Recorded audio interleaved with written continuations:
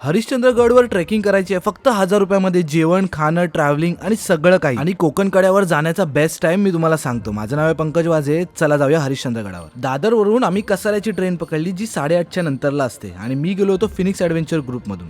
11:30 पर्यंत आम्ही कसाऱ्याला पोहोचलो. पूर्ण ग्रुप एकत्र झाल्यानंतरला बसची इथे सुविधा असते. बसने आम्ही हरिश्चंद्रगडाच्या पायथ्याशी आम्ही गेलो. बेस कॅम्पच्या इथे चहा नाश्ता केल्यानंतरला सर्वांची ब्रीफिंग झाली. त्यानंतरला आम्ही गडावरती चढण्यासाठी सुरुवात केली. सॅटर्डे संडे असल्यामुळे ट्रेकर्सची भरपूरच गर्दी होती आणि पहाट होत होती तेव्हा मस्तपैकी सुंदर असे नजारे दिसत होते. आपल्याला सीडीनी जावं लागतं आणि इथे खूप सारे चिन्ह सुद्धा केलेले आहेत, म्हणजे ड्रॉइंग करून ठेवलेले आहेत कुठून काय कसं जायचं आहे. एक्स्ट्रा पाण्याची बॉटल आणि खायला वरती घेऊन जा आणि पाण्याची बॉटल बॅगेतून परत घेऊन या खाली. गडावरतून खाली उतरल्यानंतरला बेस कॅम्पच्या इथे आपल्यासाठी व्हेज नॉनव्हेज जेवण सुद्धा असतं.